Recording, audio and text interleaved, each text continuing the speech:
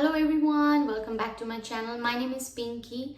I'm the clinical pharmacist practitioner. I got so many requests to discuss about heartburn problems.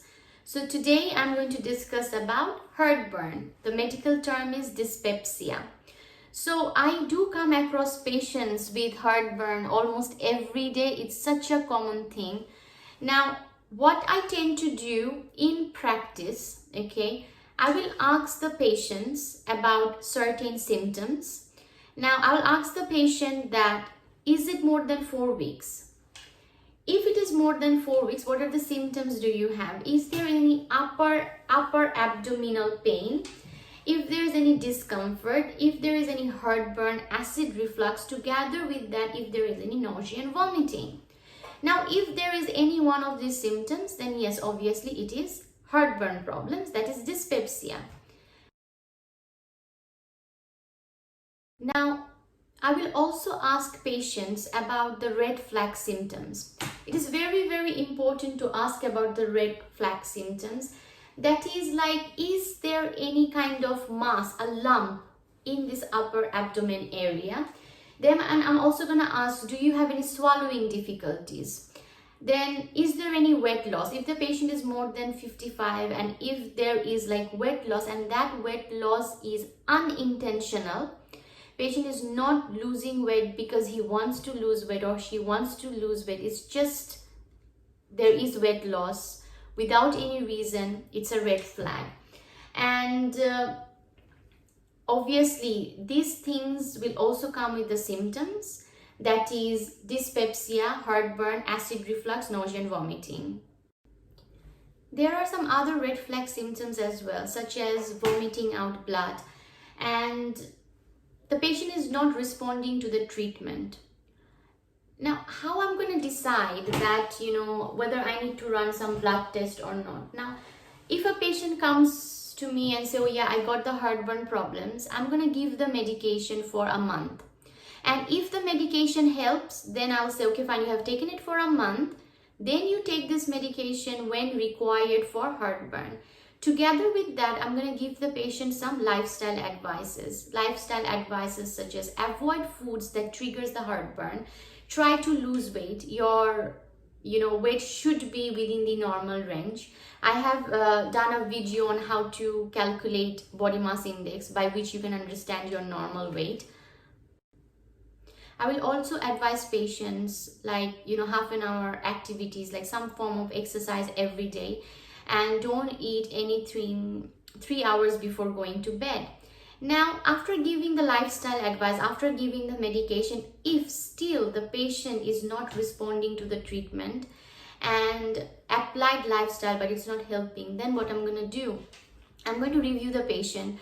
I'm going to run some blood test. This is my second stage. In the second stage, I'm going to go for the full blood count. I'm going to also go for liver function test, kidney function, and see if anything is going wrong.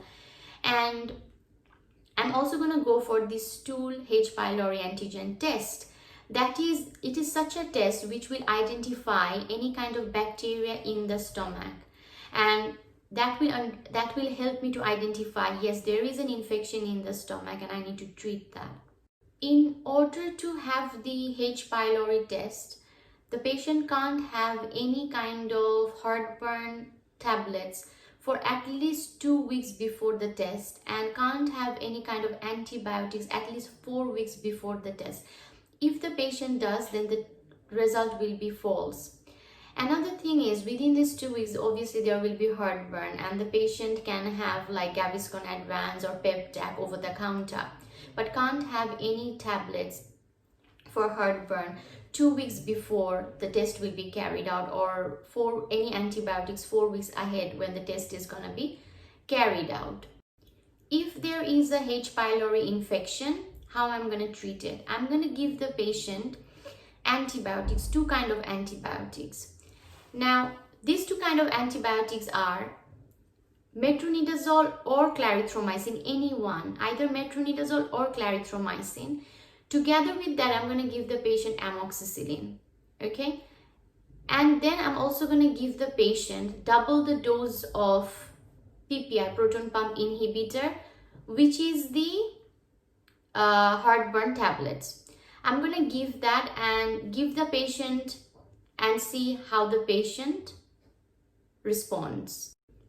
Now this regimen of like 2 antibiotics and heartburn tablets is for, I'm going to do it like for 7 days. And if I want to repeat the test again for the H. pylori, I will repeat the test after 30 days or after the completion of the antibiotic and the heartburn tablets course. There has to be a gap of 30 days before I can run another test. Again, it's very important to keep in mind that before the test, the patient can't have any heartburn tablets or any antibiotics.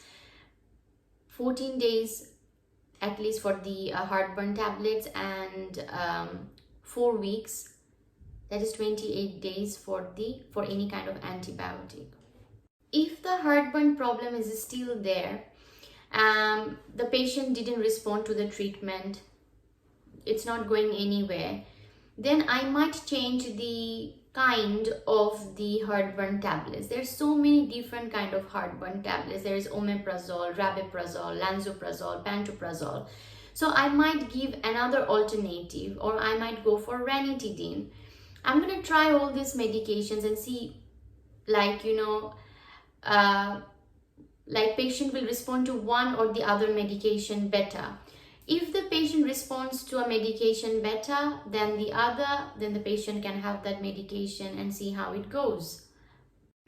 Now, even after giving the patient an alternative medication, switching the medication from one form to another or one kind to another, and still if there is heartburn, still there is like red flag symptoms, and as I already mentioned that I'm going to go for the blood test, and if the blood test is showing that the hemoglobin is very low, platelet count is very high, patient is not responding to any kind of treatment, together with that the patient also have the red flag symptoms which I've already described, what I'm going to do, I'm going to refer the patient in a pathway which is going to be non-urgent for endoscopy. And for the endoscopy, the patient must avoid to take any kind of heartburn tablets at least 2 weeks before the endoscopy is made. Now, the endoscopy will help the healthcare professionals to identify if there is any severe esophagitis. Severe esophagitis means the esophagus here, the food pipe here, whether if it's inflamed or not. And there will be gastrointestinal disease, like whether the stomach is inflamed or not. Then there will be peptic ulcer, whether there is any kind of ulcers in the stomach or not. And if there is, anything different, there is no ulcers or it's fine. And it will also help the healthcare professionals to identify if there is any cancer involved.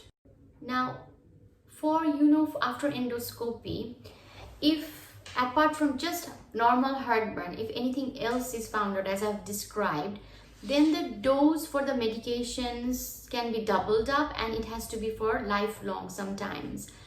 These medications, the heartburn tablets, they needs to be reviewed at least once a year, and the patient should always be encouraged to reduce the dose, to bring it into half.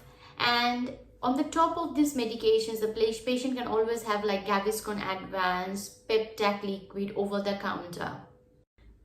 There are many medications which causes heartburn, which also needs to be kept in mind, such as ibuprofen over the counter, it causes heartburn. Then if the patient is on any steroid tablets, and sometimes there are some blood pressure medications which causes heartburn problems, and also smoking, it causes heartburn problems. There are certain combinations of medications as well which causes heartburn, such as, for example, if the patient is on aspirin as well as ibuprofen or naproxen, diclofenac, if there is a combinations as such, it causes heartburn. If the patient is on certain antidepressants as well as ibuprofen, naproxen, diclofenac, any one of them, the patient can have heartburn, or antidepressants with aspirin. So all these things needs to be kept in mind. Heartburn is not only due to one thing. It can be because of many reasons. All this needs to be kept in mind.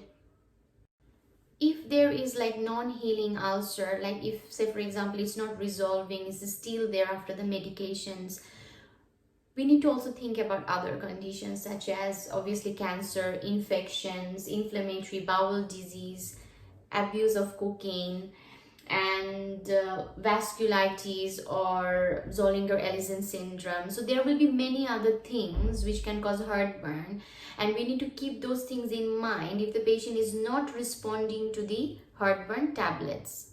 So I have already advised about lifestyle, how to prevent heartburn problems. Also, I will advise patients that if you're on certain medications which causes heartburn, okay, say for example you have to be on ibuprofen for long term, or aspirin, or aspirin with ibuprofen for long term, antidepressants with ibuprofen, naproxen or diclofenac for long term, you can always ask your healthcare professionals to give you a heartburn tablets together with those medications, so that those medications are safe for you to take. Another thing you also need to keep in mind that I always advise my patients read the patient information leaflet. The heartburn tablets, they do come with certain side effects. The heartburn tablets, they can cause like electrolyte imbalance, osteoporosis, they can lead to fractures in the body. Basically they makes the bone very weak, and they can also sometimes increase the infections in the colon. So all these things needs to be kept in mind. Heartburn is basically, it's quite a broad topic, and I have tried my level best to explain in the simplest way possible. But still, if you have any questions, pop the questions in the comment section below. And thanks a lot for watching. Please do subscribe, like and share my channel. This will motivate me to help you guys more. And I love your messages, I love your texts when you ask me, request me to make a video on health topic, on a disease condition or any medication. I really like it. So please do follow my Facebook page as well. Thanks a lot and stay safe.